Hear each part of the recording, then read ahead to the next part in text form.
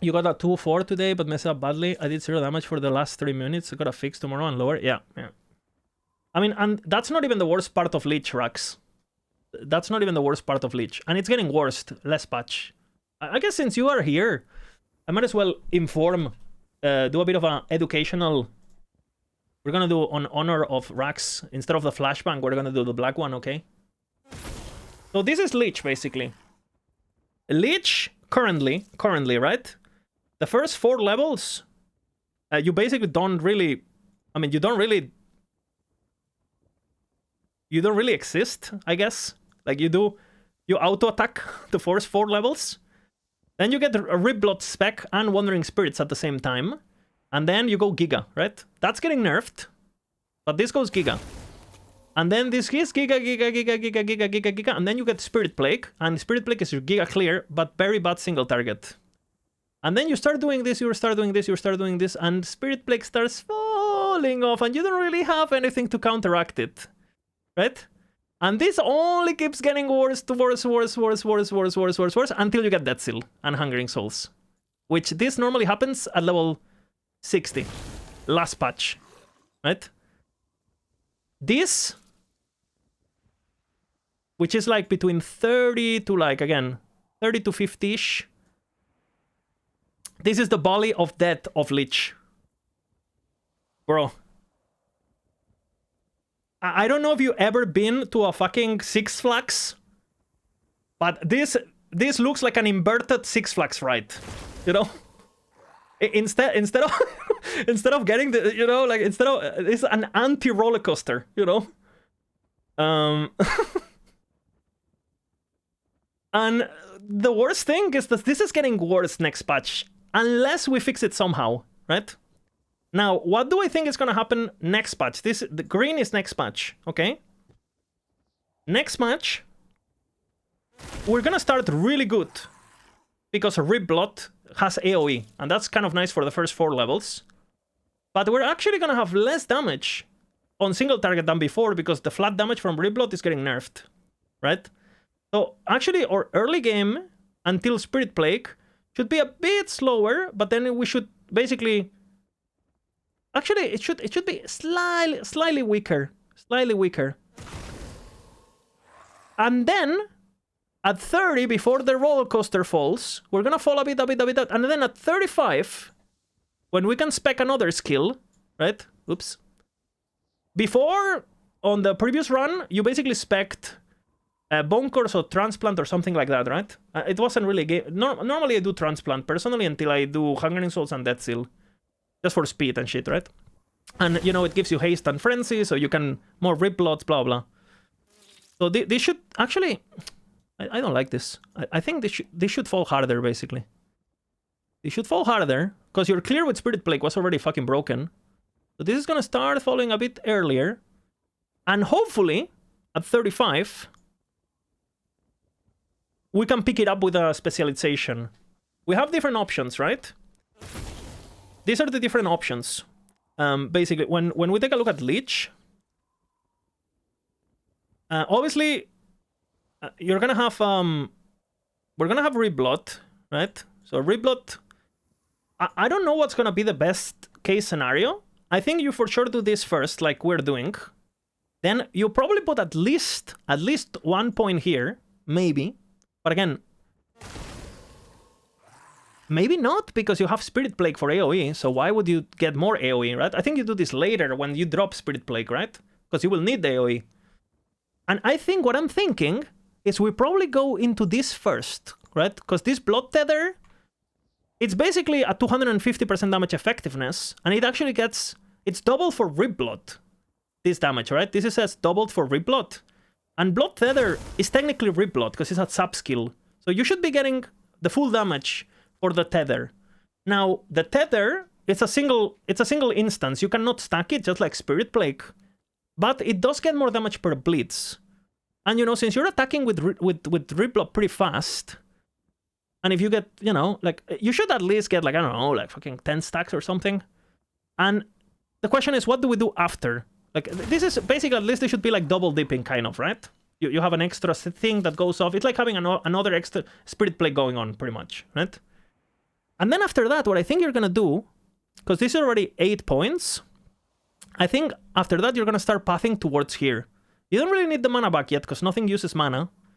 So I think what we're gonna do for level 35, and I'm not sure yet, right? We're gonna go into this. And this, hopefully, because Marrow Shards, and we'll spec Marrow Shards at 35, right? Because Marrow Shards has a lot of damage. They are buffing the effect. Actually, they already buffed it on the planner, of course. It's 125 effect, and it will get the damage from Red Blood, right? So you're spamming Red Blood as you're casting this, and it actually has really, really good multipliers. And guess what? It applies Blitz, or the Blob Tether, and it also has 100% more damage versus Blitz. And on top of that, you actually don't grab this multiplier first. The first point on this ability, the first point, is 75% more damage. The first point. Which is on something that is happening automatically and it's double dipping from the flat damage from Red Blood, it is noticeable, right? And then after that, then you will go into this, and then you're gonna go into this damage, and you're basically gonna get all the damage fucking possible, right?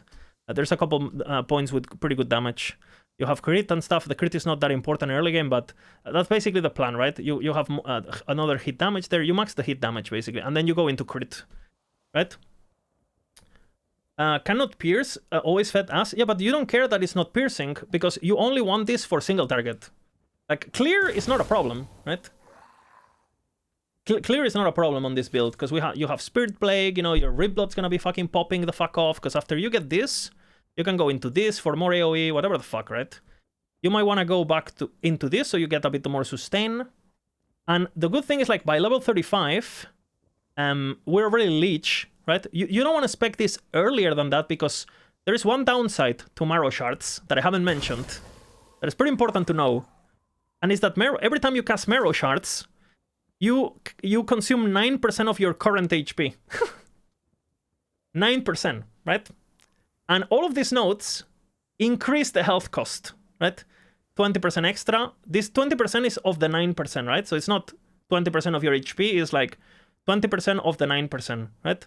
And this gets another fucking, you know, health cost. You can, you know, like, you normally get this, by the way, at this point. I forgot to mention before this. I would do this. I would do the hit into this, right? So basically, the problem you have with Marrow Shards is that basically if you have like 500 health, every time you cast Marrow Shards, you're gonna consume fucking 100, right? Or like 50 or something. So you need to be already a Lich, because Lich gives us a bit of life still, right?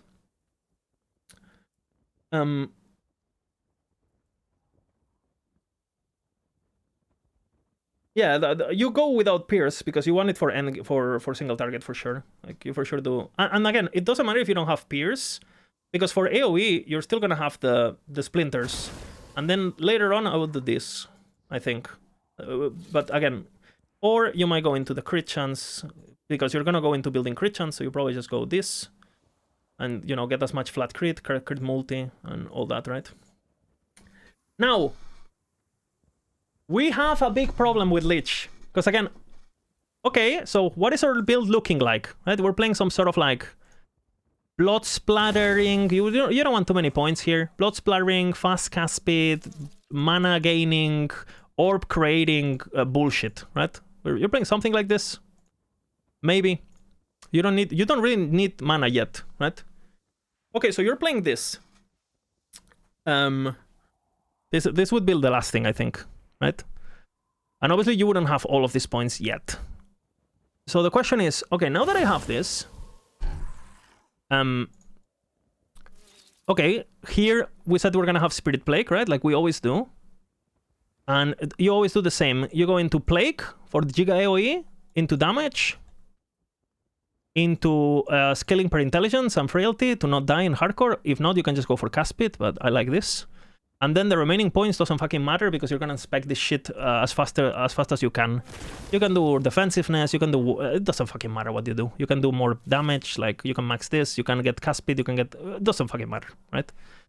This duration is basically better clear, because you can just like you know, leave them behind and they take damage. The cast speed can be nice, maybe. Like, again, it doesn't fucking matter, right? Okay, and then here you have Reaper always. And what you do with Reaper, the first 3 points go into this. I like having double dashes, so I put this point here into here, right? And then, basically you should get this before the last boss, you know, the Void boss, the Emperor Remains. And this is gonna give you 50% increased damage, 20% increased damage, 10% increased damage, right? So this, just specializing this thing is giving you almost 100% increased damage. And then after that, you're gonna get this increased damage, very, very important, 120%. This, you get this at level 20, basically, right? And then you get the cast speed, movement speed for Rip Blood, more stacking, blah, blah, blah. And then the remaining points, you can kind of do different things. I personally think the best thing is going into this for the... so you basically cap your Necron, your Poison Res free by the time you get to Monolith, right? And then the remaining points, since you're going to be low life, a lot of people like going into this. I think it's kind of troll. We might grab, we're going to have a lot of hits, so we grab the Mark for Death, and then we go into increased damage, because we lost a lot of increased damage from Death Seal, so you want to do that, I feel. And eventually, you know, if you have extra points, you max this or whatever. Depending on the build, you don't need the Mark for Death, so you fully max this, right? Okay, so this is your build, then you do Marrow Shards. And then the problem is, like, what do we do after that? Because again, remember, okay, hopefully, at this stage, Marrow Shards, right? This is Marrow Shards, by the way. They're bloody. I went to art school, if you can tell.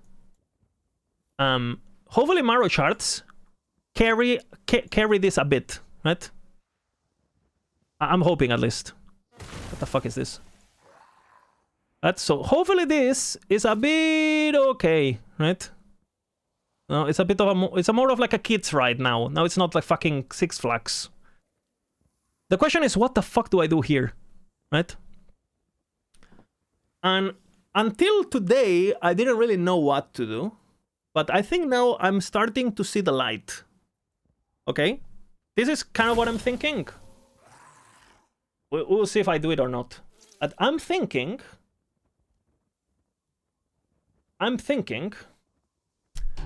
there is a passive, and this can be a bit troll. There is a passive, and they have added a new threshold. Where is it? Here. You might actually grab these 5 points here to get the Skeletal Vanguard on kill. Because the Skeleton Vanguards, you can get 3 of them, right? And they actually have 100% bleed chance. So if you have 3 guys, even if the minions don't do damage, they're applying bleeds.